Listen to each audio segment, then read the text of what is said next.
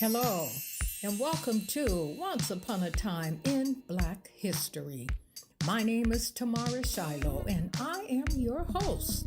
I'm also an author, educator, and owner of the Multicultural Bookstore in Richmond, California, and in Las Vegas, Nevada.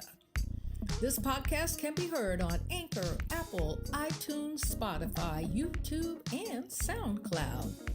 Check us out and be sure to visit our website at onceuponatime.blackhistory.com. Elijah McCoy, the real McCoy. McCoy's invention enabled trains to run faster and more efficiently. So let's find out a little about Mr. McCoy. Well, he was born in 1844 in Ontario, Canada. You see, in order to gain their freedom, his parents escaped to Ontario, Canada. In 1847, 3 years after Elijah was born, they returned to the United States and settled in Michigan. As a young boy, Elijah was a tinkerer. He was often found taking things apart and putting them back together. I actually grew up with a boy that did that same thing and became a mechanical engineer. And let me share a little more. Recognizing Elijah had some special skills, his parents saved enough money.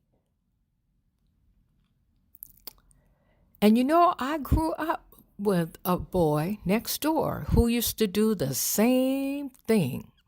And he ended up being a journeyman mechanic back then. Okay, moving right along with Elijah. Recognizing Elijah had some special skills, his parents saved enough money to send him to Edinburgh, Scotland, where he studied mechanical engineering. And after finishing his studies as a master mechanic and engineer, he returned to the United States. At that time, the Civil War had just ended and the Emancipation Proclamation was signed. He returned as a certified mechanical engineer, but even with his masterful skills, he found it difficult to find work, of course. So, because he really needed a job, he accepted one as a fireman for the railroad, oiling various working parts of the trains. The oiling had to be done frequently and required the train to stop often. It was a very boring job. The oiling had to be done frequently and required the train to stop. It was a very boring job, but it gave him time to think.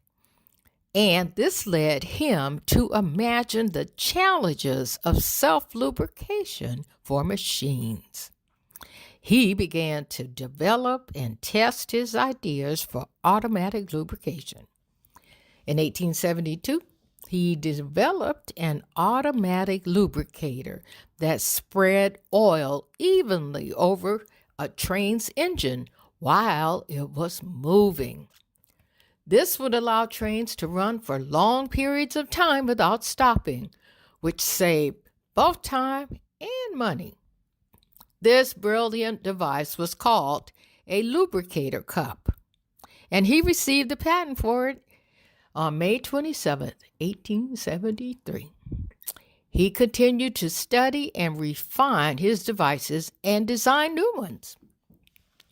Elijah received over 60 patents over the course of his life, and 50 of them dealt with lubricating systems.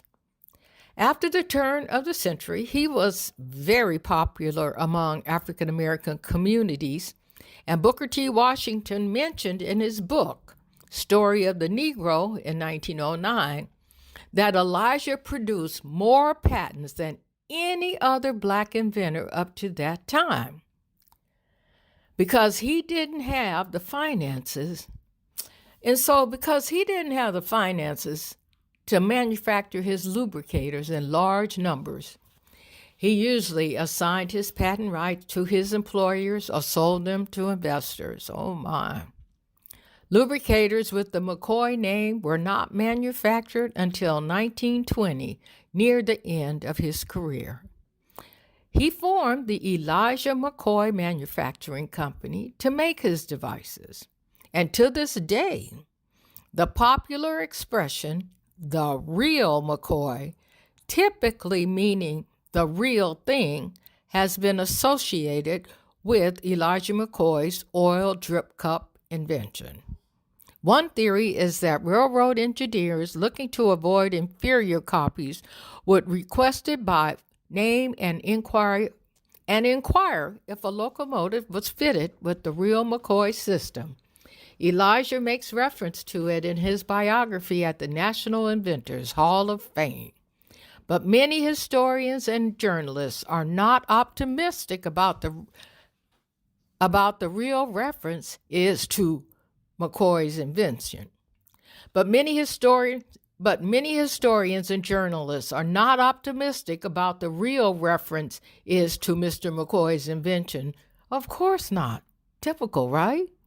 But it really doesn't matter, because the real deal is that he did invent a lubrication device that outshined all others on the market. Elijah died in Detroit on October 10, 1929, at the wonderful age of 85. Now imagine that.